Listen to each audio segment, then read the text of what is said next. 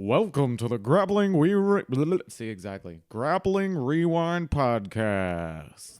Welcome to this very special on location from ADCC East Coast Trials episode of the Grappling Rewind podcast. I am joined by myself, Maine Miller.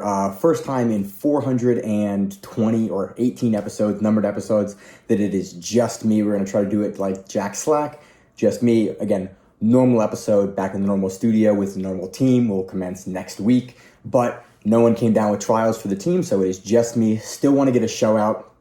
It's going to be a much abbreviated show. Mainly going to talk about the trials finals.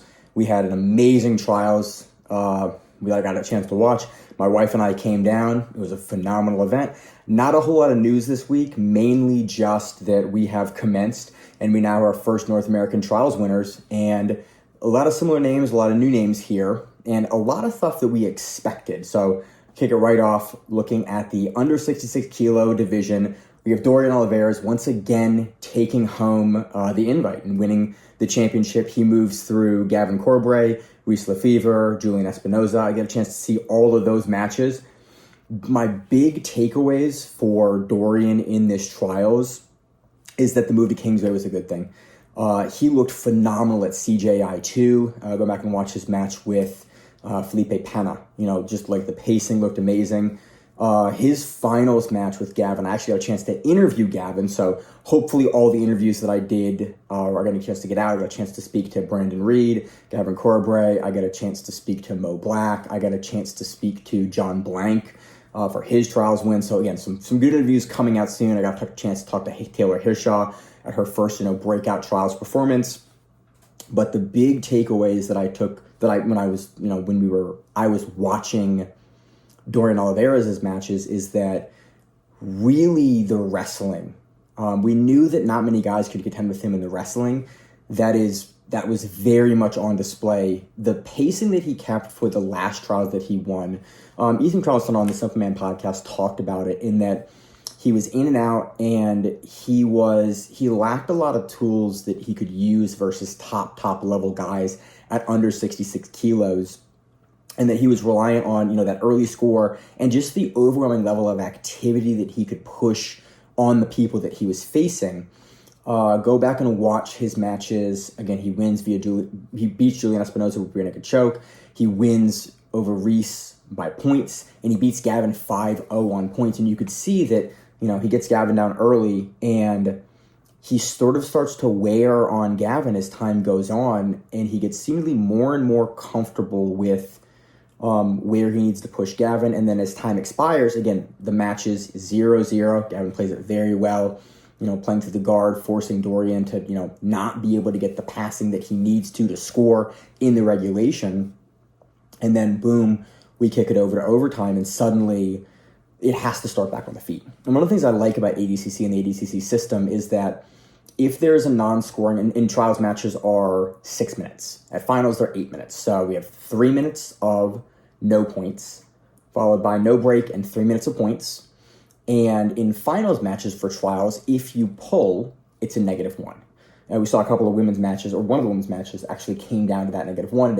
It was very, very well. I think Maia used that in her match versus Danielle Kelly, or maybe it was the finals match very well. But in this under 66 kilo bracket, we had Dorian and Gavin standing, and Dorian's wrestling. His double leg game is phenomenal. Gavin did a nice job trying to counter it, trying to throw over Dorian, but Dorian's hips are so good.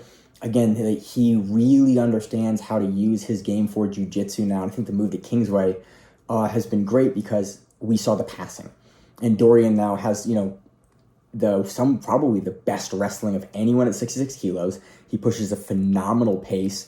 The double legs on Gavin, Gavin wasn't able to turn him over, wasn't able to scramble out. Dorian stuck him down, immediately tried to jump the corner a couple of times, ended up getting passed to north-south. He's able to score those points on the takedown and then the pass in ways that we just really didn't see him able to do a couple of years ago. He's been getting better and better and better, but this trials, man, really puts on display that I think the mistakes when he won trials at 17 and then moves into the world championships and he has that tough match with Garberg. I think he is going to be a different guy now. We called him to win trials Anyway, we had some good competitors. We had Johnny Grippo. I saw a couple of his matches. His match with Diallo Braithwaite was great. Diallo, again, we do a lot of coverage for locally. I got a chance to talk to Diallo at the end of day one. He talked about, getting an opportunity to go against Johnny Grippo. Johnny Grippo looked great. Keith Krikorian versus Gavin. Gavin was able to sub Keith Krikorian with an ankle lock. He talks about that in the interview that'll hopefully be up on the Grappling Rewind YouTube page in a couple of days here. But man, Dorian Olivarez is a problem because in the World Championships, you're going to have to stand with him. And if you can't submit him, and I think that time at Kingsway, his submission defense looks, bulletproof. Not a lot of guys, even from the matches that I saw, and I saw a couple of his matches, I missed a lot of his day one matches, put him in any sort of danger, could really get a hold of him for any length of time, and then any sort of Kimura you throw on him, he'd counter into a body lock or into a pass. He's super hard to get a hold of. You can't really outpace him. Didn't really see him get tired, and he slowed Gavin's pacing down as the match went on. And so you can't take him down. You can't really force him to play bottom because you can't take him down. You probably can't hold him down on a sweep. And so your best opportunity is to try to get into the legs, but now his passing is so good that you have to overextend as you move into the passing. And I think he's going to be a really, really hard guy to beat. And again, he has another year. This is the first U.S. qualifiers for the 2026 World Championships in Poland for ADCC. And so in the time we've seen Dorian Olivarez from, again, his first trials win 2 years ago, we see him at the World Championships, and then now we're seeing him at CJI, and we're seeing him again winning another consecutive trials that he's done. I assume he's I think he's 18 or 19. I pulled up some data on him. I have him as 19 here at the date of the event. He's going to be 20 at the World Championships, and if the rate of improvement that he is making now continues, I would not be surprised to be willing to put him as a very, very high seed coming into that World Championship. I think a lot of the problems we saw are just going to melt away with more time at Kingsway. His dad was in his corner. Gordon was in his corner. And so just incredible performance from him. Watching him again at the Dallas Open in 20 before the first trials, winning the first trials, winning the second trials, man, he's going to be a handful for absolutely everyone. So moving on to under 77 kilo division, little Jacob Bornemann. Man, I didn't know a ton about Jacob coming in, and we've heard some people talking about him. Watch out for little Jacob. Watch out for little Jacob. Why is he called little Jacob? Because Jacob Couch is big Jacob, and I got a chance to talk to Jacob. He was kind enough to actually talk to Brandon Reed to ask Brandon Reed to give us an interview. So that was great. Really, again, appreciate the doors that Couch is open for us, and it was awesome to get a chance to interview Brandon Reed. Thanks to Couch actually, getting him and asking him to do the interview for us, and Brandon found me and we did the interview. But man, those guys from Pedigo are good. His finals match with Michael Sains. Michael Sains has been on a tear this entire tournament. Him and his brother Tristan Sains were both of this. Michael was at 77 kilos. His brother was at 66 kilos. We know Michael's good. He brings really good wrestling. I had a chance to talk to someone down here that actually is from the Florida area and has seen him. Was like, yeah, Michael was a wrestling champion. Decided to play a lot of guard here, which, given the wrestling of Jacob, made a lot of sense to me because Jacob was on super forward, heavy pressure. He was fast. And eventually gets past, late in the match, and that's all he needs in order to win. I don't know as much about him. I missed a couple of his matches. I missed his quarterfinals match versus Max Hansen. I need to go back and watch that. I missed his match with Cameron Hurd. I saw Cameron Hurd's third place match and his semifinals match, but I didn't actually see. Mike was on the other side of the bracket. So I actually missed those. I missed the matches that he had earlier in that division. So I'm really curious. I just don't know much about his name. He looks like he's just stud wrestler. And given the guys at Pedigo, he has, Couch is good, great bottom game, great leg lockers. We have Pixley, world-class wrestling. Brandon Reed, world-class wrestling. Jacob, really wrestling like that. Pedigo team, Dante Leon, trains with those guys a lot. We have Max Hansen. We have John Hansen. A lot of guys that are just really, really bulletproof when it comes to the wrestling and the scoring. I need to look more into Jacob. He's a guy. We had him he was named as a dark horse coming into this. Really showed he belonged to be there. again, the guys at the lower weight classes that have that bulletproof wrestling, that is really proving to be the deciding factor. In a lot of these matches, JT Torres has historically had phenomenal wrestling. We've seen the Tackett brothers at 77, 88 kilos have phenomenal wrestling. Bodoni has good wrestling. It seems like the era of the wrestler that has the jiu-jitsu backing and background is really coming into these lower weight classes because they can push a pace. They're incredibly hard to score on the feet.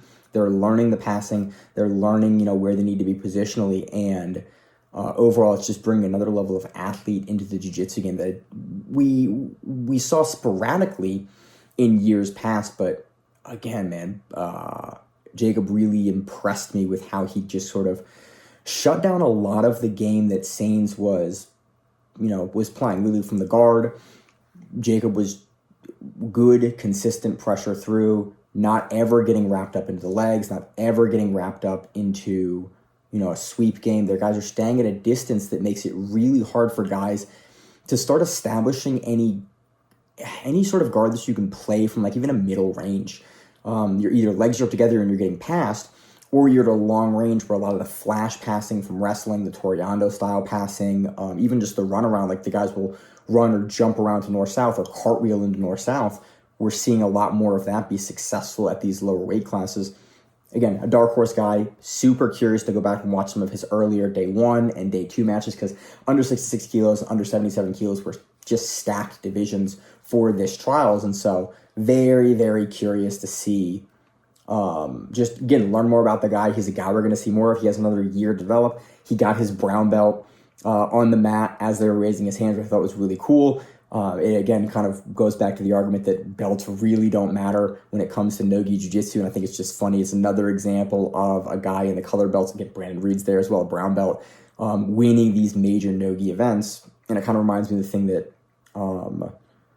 Big Dan Mansouri talked about from Kingsway. It's the belts are less a reflection of how good you are at jiu-jitsu in an aggregate as far as the sport goes against other people, but more a reflection of your skill level and plateau and rate of improvement for yourself.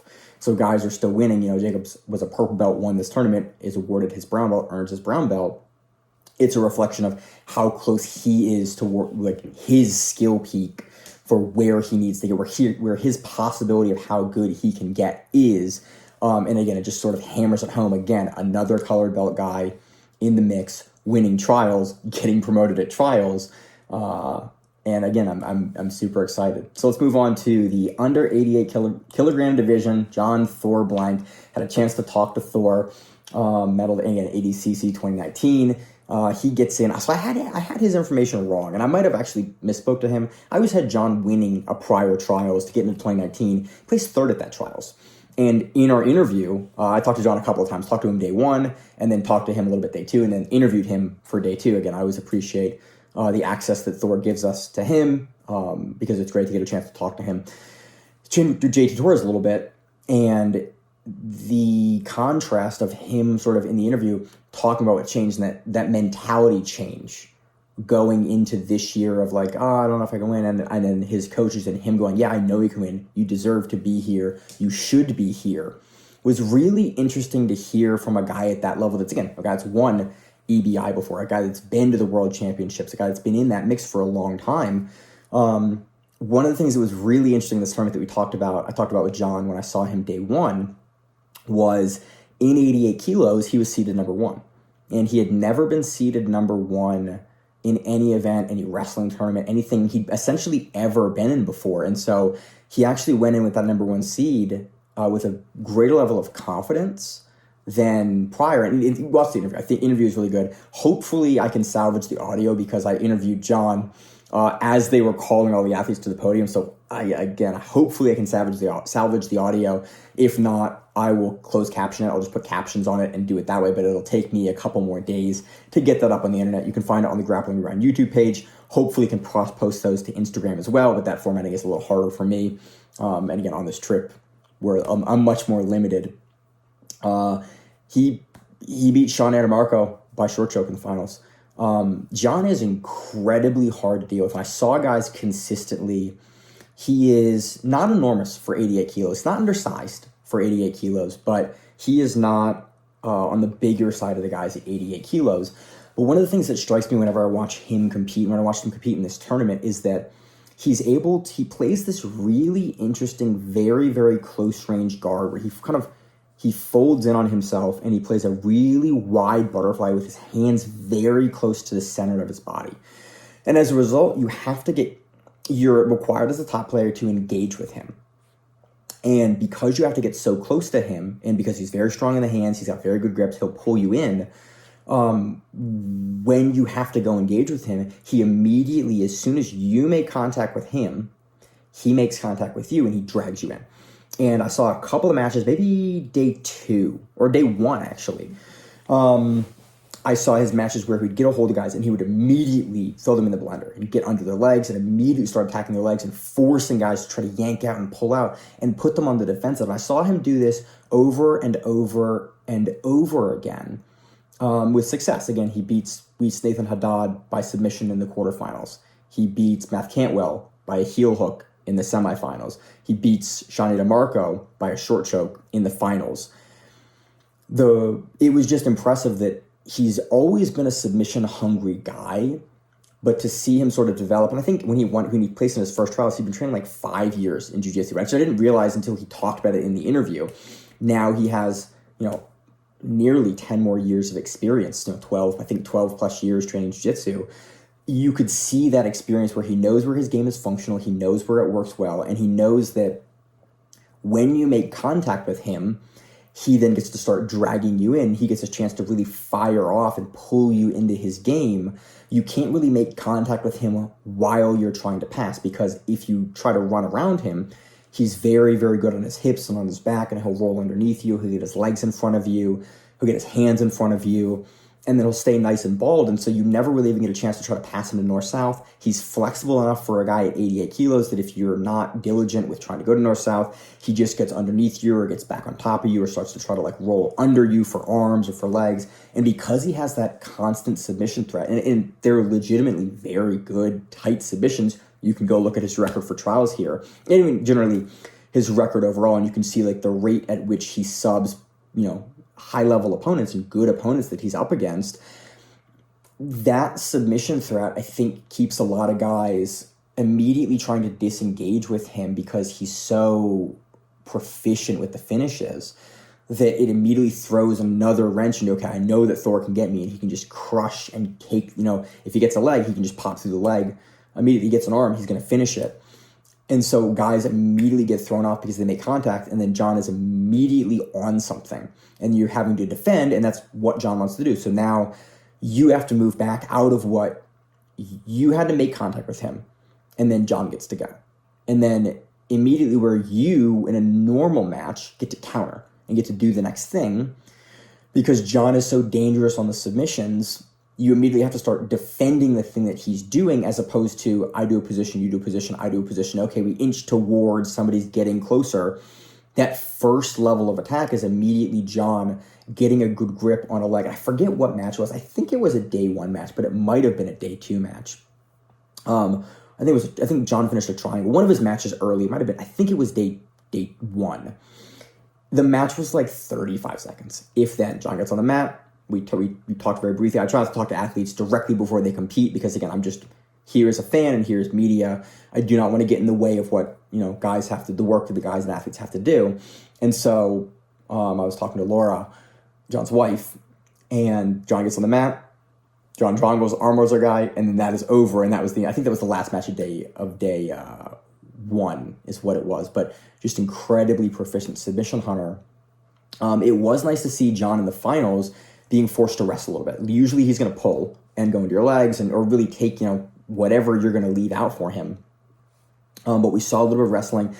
Good, gets to the back pretty immediately in this sequence. And then Jon's ability to throw his hooks in is very, very impressive. For, again, a guy at 88 kilos, he's very flexible in his hips, and he can play that really, really wide butterfly guard. And as a result, he can get, when he gets chest to back control, he immediately can yank his hooks in angles that are very difficult for people to block, because he can throw his feet straight in along your hip line.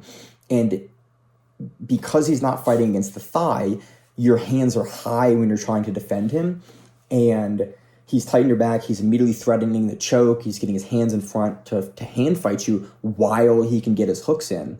And so it makes this, just the speed that he attacks guys, it really seems to throw a lot of guys off. And again, I'm curious to see how he looks in the World Championships against a whole nother level once you get a trials into the World Championships.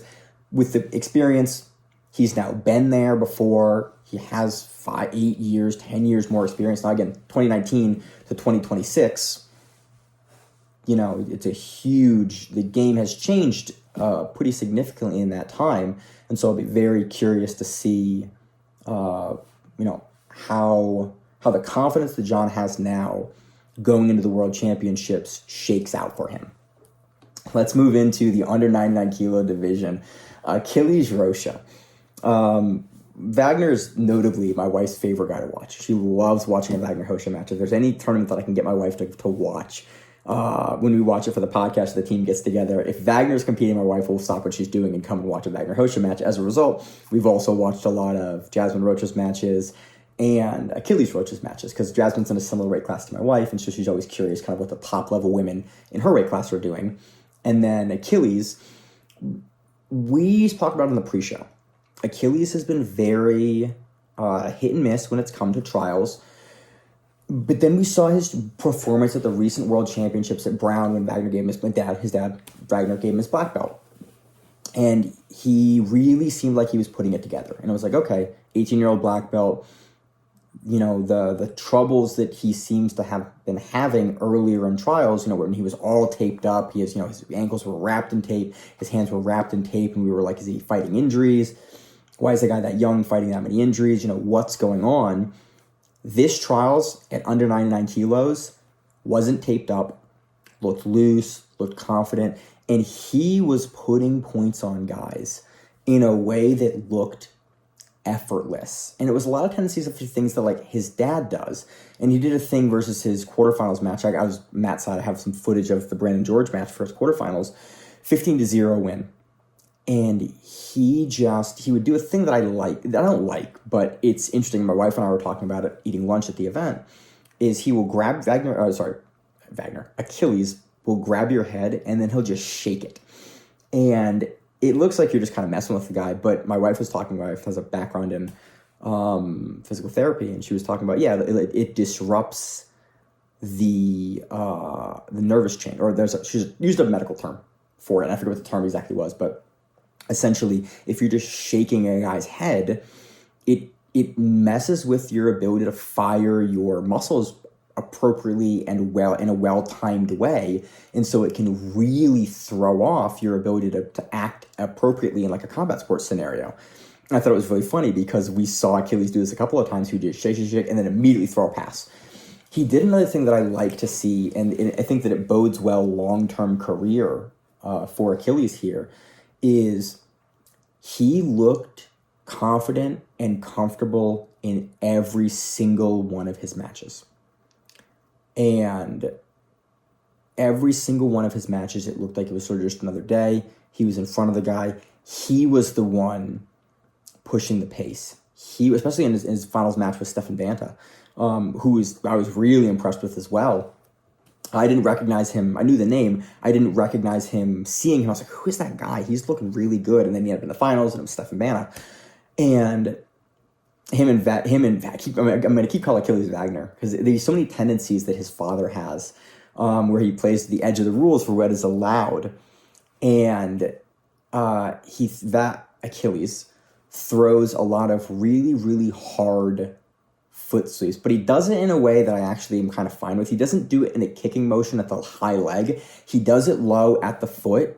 And if you are not planted, I think it'll send your foot flying. And if you are planted, I think he'll knock your foot out and sweep you. But he did it a bunch of times, and Stefan Banta at one point laughed, and like they made a check and kick motion back and forth. But it was really, really hard collar ties that he's actually using his collar ties. He's actually bringing you forward. That he's doing all the things that we kind of complained about on the show, where it's like guys getting kicked or punched. He's actually doing it with a purpose, where he's pulling you or he's pushing you. He's making a hard collar tie to get your equilibrium off and actually try to snap you and actually try to bring you over. And actually he's trying to foot sweep you.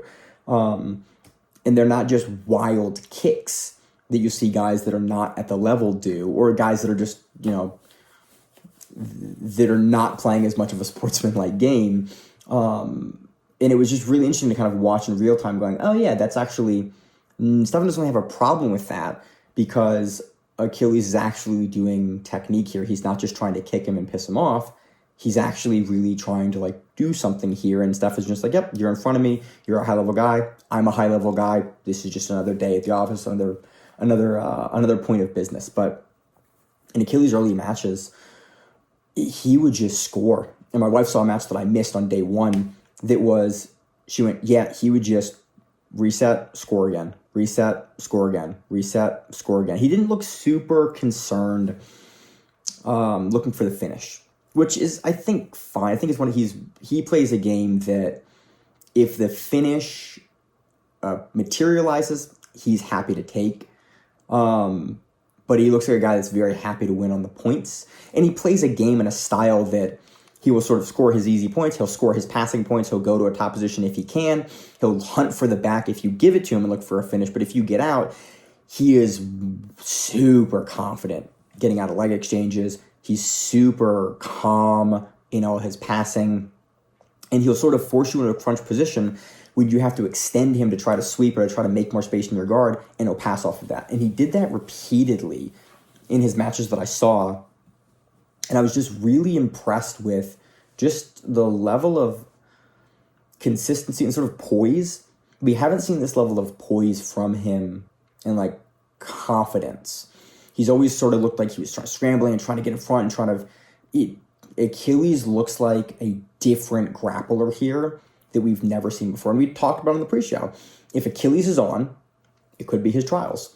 If he's off, he'll have an off trials and it'll look like other trials that he has had less success in. Man, he looked on. And it looked like if we see this goes, again, another 18-year-old young guy, similar age to under 99 Dorian Olivarez. If he has another year of preparation, and now he's an adult black belt man, and we start seeing him in like IBJJF at black belt and other events at black belt. If we start seeing him on Who's Number One again, the Polaris, potentially gives me a Polaris crossover now with Who's Number One and Polaris. Like, there's a lot of really good high-level matches that we can see Achilles in, and if he can replicate how he looked in these matches, even his match versus Stefan Banta, he was the aggressor there. He was the one pushing the pace. He was the one pushing the action. The sky's the limit, man. Achilles really impressed me and kind of answered a lot of questions we've had for a couple of years now. That like, is he ever going to turn the corner? Is he going to be that guy? He really could be that guy, especially now he's at under 99 kilos. Again, it's a division that's a little thinner. The talent pool isn't quite as steep at under 99. Just generally speaking, nothing against any of the athletes from this weekend, but generally speaking, it's when it goes from like specific techniques are required to specific attributes you have to start playing around. Hey, what attributes does a guy bring to the table that make that matchup particularly hard or difficult? And overall, Achilles is now like big, he's strong, he's tall, he's long. He still looks like he's growing into his body, so I'm even curious if potentially Achilles could end up at plus 99. I kind of don't think he will.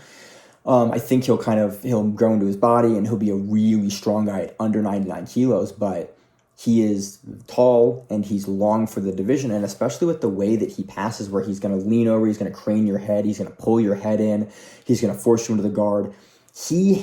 I have some cool footage of Achilles from this weekend. One of his earlier matches, I forget who it was. Achilles has some wrestling, man. He hit a couple of like suplex throws, like beautiful freestyle wrestling. I think freestyle wrestling. One of the wrestlings. Freestyle, might have been Greco. Style throws over the back, over the head.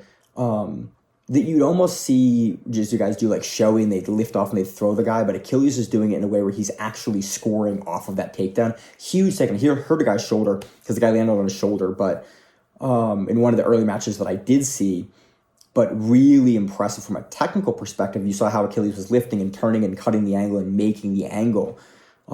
It was very, very well constructed wrestling, and he would continually get to that position. He'd get to double unders. He'd beat guys in the wrestling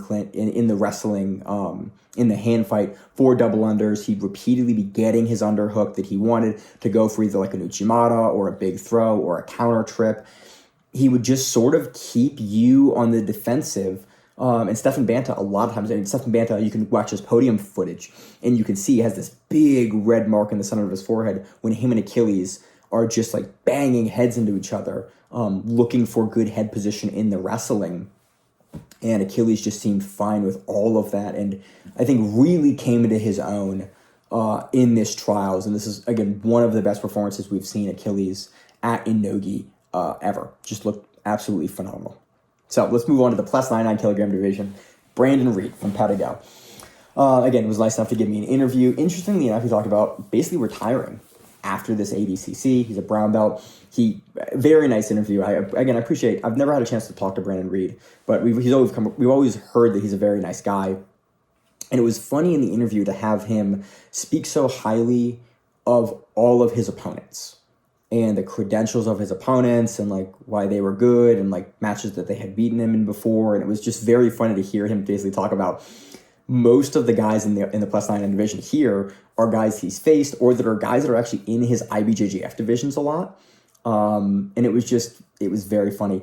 My big takeaway from Brandon Reed is really the same thing that we've seen before, is that the wrestling and the speed that he brings at plus 99 are a problem for everyone. We talked about his Grapple Fest match a couple of weeks ago, and that slide by, that duck under, there's a couple different names for it.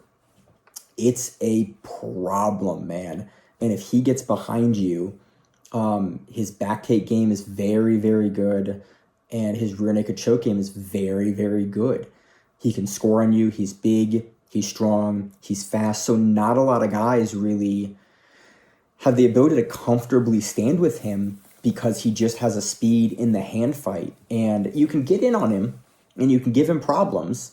You saw Nick Hartman actually in the finals match, look for his own takedowns. Nick Hartman, another guy that I was really impressed with, brown belt out of Zenith. So we had Robert Drysdale there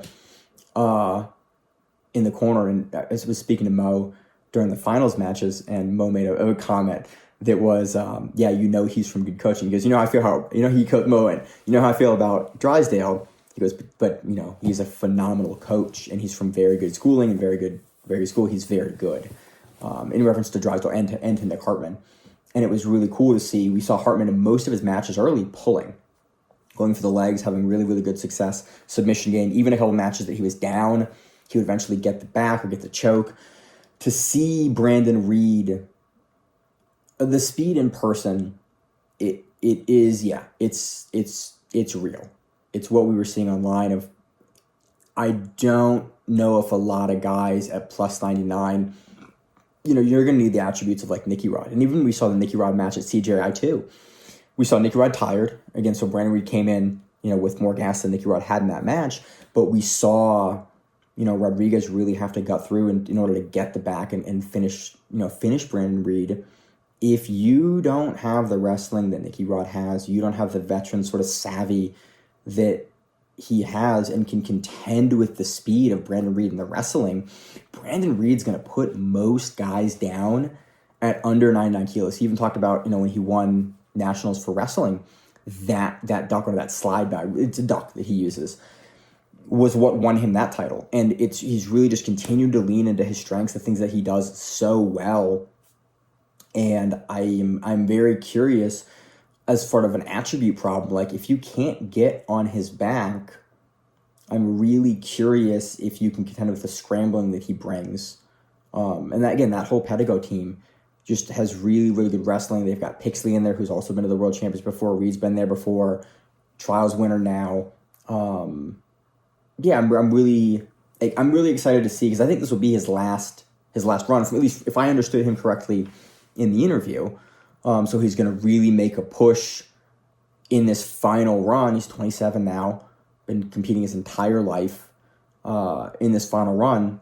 And it seemed like most guys at the trials, they could slow him down. My only concern with Brandon Reed here for this trials is sometimes he's a little slower. He'll feel you out. And it wasn't a problem in any match, but I'm just curious if at the World Championships for ADCC, if guys will get enough information and be able to sort of put them where he needs to, or if Brandon Reed will fire more quickly. Because I think if Brandon Reed starts firing quickly in the plus 99 division, even at the World Championships, there's going to be a lot of guys that sort of just get caught outright and don't know how to deal with the speed and the duck and the wrestling and the speed. And in the same way that sort of we saw Nick Rodriguez do it to guys. Like, they just couldn't contend with the speed and the forward motion of the ducks and the attributes that Rodriguez brought. I think Brandon Reed at that plus 99 division, where those attributes are all cranked up to 11, presents a lot of really similar problems that Rodriguez brought to guys in 20 and continues to bring to guys at the highest level. So seeing it up him in person was really neat, because it reminded me of a lot of those Nicky Rod matches where it's like, man, yeah, guys just really, when you get running, just cannot deal with the speed that you're keeping, and then cannot get in front of you on the wrestling. And as you continue to round out more and more of your game, I think will be more and more of a problem for guys. So it was a really fun match, and I really appreciate the interview that he gave me. So that is the men's divisions. Those are all the men's qualifiers for this East Coast Trials. Moving on to the women's the women's North American Championships. So not a qualifier. It's one of two trials for the women. This is the first trials. So the first trials of a region do not qualify for the World Championship cycle. This World Championship is happening in 2026 in Poland. So the men's qualifiers are 25 and 26 for your region. The women's qualifiers are only the second qualifiers of a region. But if you do win the North American or your regional championship, so the people we won here are the champions of their region for 2025, you do get a flight, hotel, and entrance into what we call as West Coast Trials, the second qualifier for the trials. And I'm going to butcher Anna's name. I heard it a bunch this weekend. Mayordomo. Anna Mayordomo wins her second trials, the second non-qualifying trials. And I've made a joke here for years. I think if you're a woman and you have 2 golds at 2 trials, it should count for an invite. Like if you show Steve to win 2 trials, Mo Black's in the same boat here, where she won East Coast Trials twice. Anna Mayordomo won the European Trials a month and a half ago, 2 months ago, something like that, pretty close, and then goes here and wins the North American Trials because she's dual passport holder, so she can do both regions. An incredible match. Well played versus Daniel Kelly. Daniel Kelly looked phenomenal this weekend, had some great footlocks that I saw, had some very, very well played matches. This is the first time we've seen her in trials at least in a couple of years. She was with one championship for a long time. She was a title holder at one championship, so this is the first time I've seen her in ADCC in years. Looked amazing. And then I saw her match with Anna, and Anna, I think it was the Daniel Kelly match, gets 2 points on Daniel Kelly from a turnover and puts sweeps Daniel Kelly. And then it's late in the match. She does something really interesting that I thought was normally ill-advised, but I thought it was perfect here. Short time on the match. She's up 2 points on Daniel Kelly. I think I'm 90% sure this is the Daniel Kelly match. It's been a long couple of days. If this is a different match, I apologize, but I think it was the Daniel Kelly match. And they're on the feet. And if you pull because it's points, there's a negative. But Daniel Kelly is down by 2 points and they're on their feet. So if you take someone down, there is a potential in ADCC rules with the clean takedown rule to get 4 points. If Daniel Kelly can take Anna down and end up past the legs in side control, you get to 4 points to win. Normally, Anna, especially in women's divisions, it's very rare to see clean takedowns. You see takedown to the guard very frequently. And so if Daniel Kelly can get this takedown, then it's going to be a tied match. It's either go to a second overtime or a first overtime, or it goes to decision. And Anna goes, okay, I'm up by 2. There is a potential on the feet that I can lose this. I can either get the clean takedown done on me, or we can go to decision. So she pulls. And Daniel Kelly had been unable to pass her the entire time. And so she takes the -1. She's still up 1 point in the dying seconds of the match. But I thought it was a really tactically smart play to make. It's like, let me give that 1 point away. because now I'm in a strong position. I'm in a really great position for me. My guard is incredibly hard to pass. The dying segments of the match, they'll have to get past my guard and then settle me down to win this match. And so she wins by 1 point. Again, a win is a win by any method, by any method needed. And I just thought it was really, really smart thought process for me. And I was like, the very, very rare occasion that I'll ever advocate for an athlete to take the -1. But that, it's exactly where you should do it tactically, especially with the skills that you have. Hey, I'll block it. My guard's good. You're not going to pass. I'm still up 1 point. Dying seconds of the match. That 1 point might as well be 10 points because you'd have to score and settle to score any points, and there are no points on the board, so there's no indication that's even a possibility based on the style and the skill set that I've brought to the match so far, and she wins it. Again, her match with Valerie Wong looked much like her European trials run, just consistent. I know that we're going to see her at either the second European trials for the women as a qualifier, or in the second West Coast trials. I would be really shocked if she doesn't win one of those, and I would be really shocked if she doesn't get an invite as a result of she's won pans. She just has looked phenomenal this year. Just absolutely phenomenal. And I actually want to go pull into more of her game because I wasn't super familiar with her before these trials, and now that she's winning an IBJJF, she's winning European trials and North American trials, I need to go back and watch more of her game. Mo Black was nice enough to give us an interview. Mo Black, 2-time ADCC East Coast Trials winner. She won in 2023, and now she's won East Coast Trials in 2025. She then needs to go into West Coast Trials. She talked about doing more IBJJF. When I interviewed her, when she gave me an interview, one of the interesting things she talked about is kind of the parallels between the IBJJF competition and the ADCC, and it's what sort of most athletes emanate, most coaches emanate. Emanate's not the right word there, but is that they focus more on the wrestling and the points, and more of the situational work is geared towards sort of the point structures for ADCC and some of the turtle scoring. And that is one of the biggest things that when I prep guys or we prep guys where you have ADCC camps is the turtle scoring and the chest to back rules and the situational drills for ADCC. That stabilization and settling someone down is such a priority. And Mo Black just looked on top, man. Her wrestling looked good. Her finals match versus Taylor Hishaw was very, very impressive. It's, I think, an arm-in guillotine win. I was on not the judging side of the mat, I was on the other side of the mat.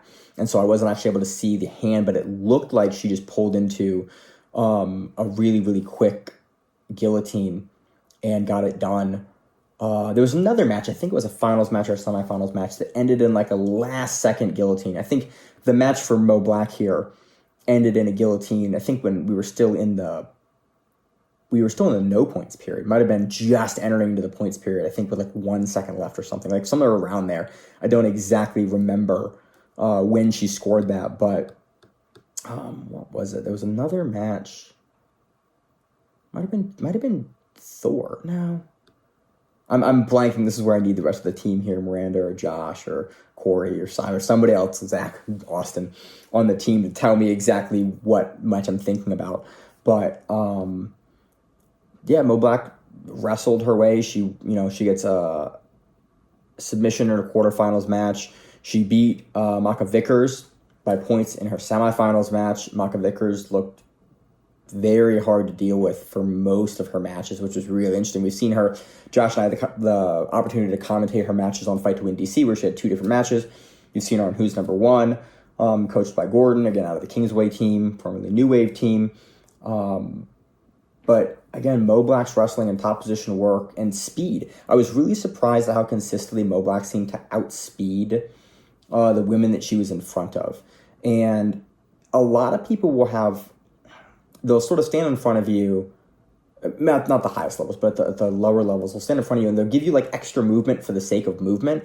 Mo Black struck me because she stands in a really low stance, and she'll sort of dart in front of you and sort of get you to chase her on the feet a little bit. And it plays really well into the game because she almost wants to counter you in a movement in her matches. And we saw her do this consistently, and just, again, consistently win with that strategy of just getting you to move and then being on top of you and not giving you an opportunity to like be able to effectively counter her. And sort of immediately you watched her pull people into her game, and where they were fighting Mo Black. And I wish I had kind of a better way as an analyst to describe what I was seeing, but it was just so repeatedly seeing her do that same thing with that same strategy.